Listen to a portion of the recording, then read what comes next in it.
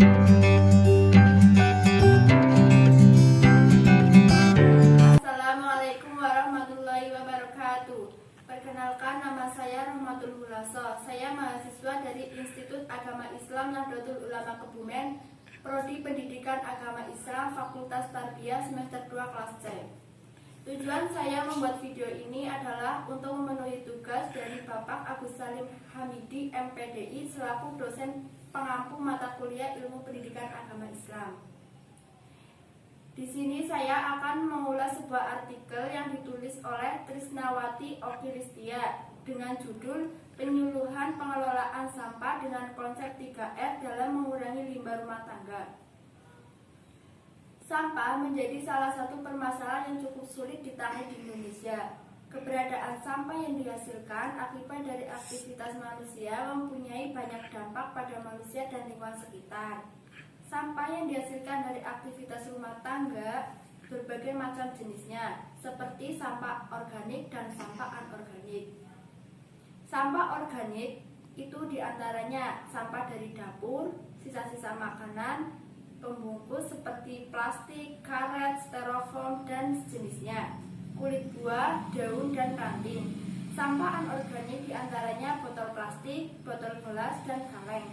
Hal ini terjadi karena kebiasaan masyarakatnya sebagai konsumen yang selalu menghasilkan sampah.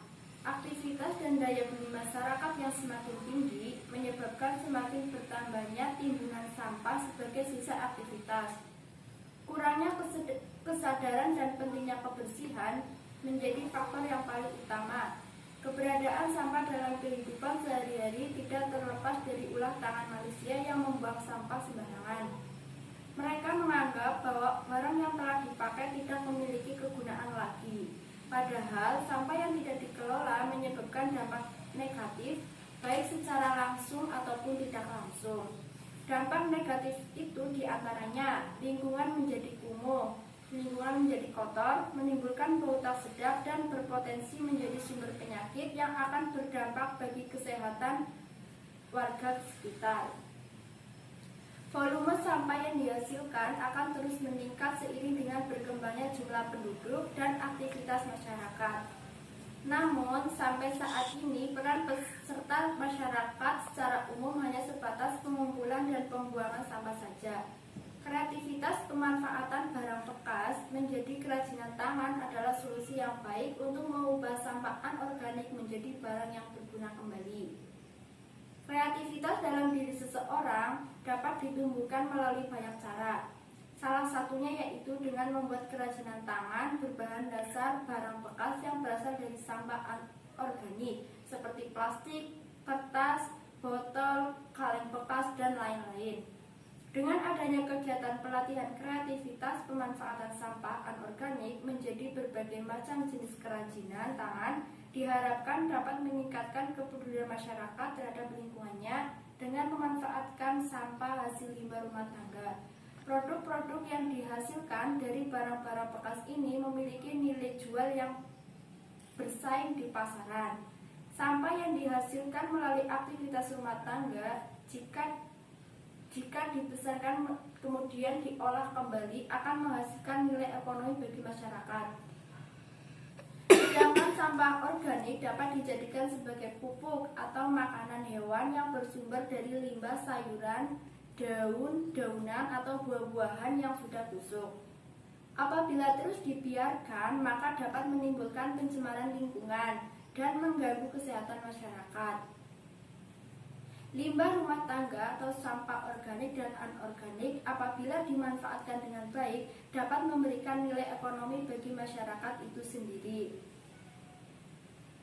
Partisipasi masyarakat merupakan aspek terpenting dalam kegiatan pengelolaan sampah. Partisipasi masyarakat akan meningkat apabila masyarakat mengetahui nilai lebih dan keuntungan-keuntungan yang diperoleh bagi individu maupun lingkungan mereka sendiri.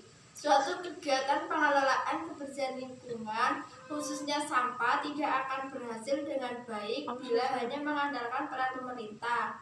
Pengenalan dan penerapan konsep 3R yaitu reduce, reuse, dan recycle.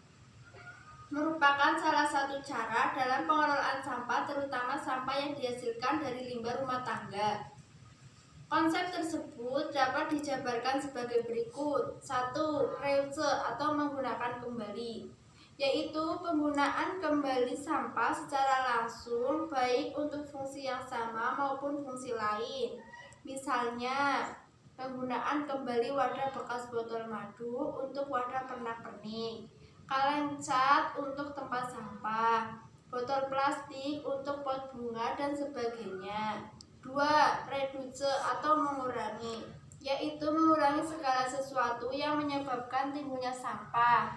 Misalnya dengan menggunakan kantong yang tahan lama untuk belanja kebutuhan sehari-hari, menggunakan produk yang bisa diisi ulang, mengurangi pemakaian bahan sekali pakai seperti tisu dengan serbet atau sapu tangan, membawa wadah makan atau minum sendiri, dan lain-lain. 3. Recycle atau daur ulang, yaitu memanfaatkan kembali sampah setelah mengalami proses pengolahan.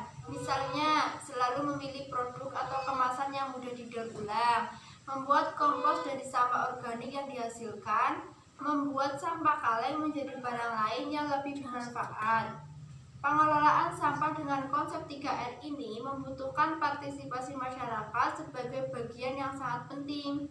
Dengan konsep ini, masyarakat tidak hanya membuang sampah, tapi sekaligus memanfaatkannya.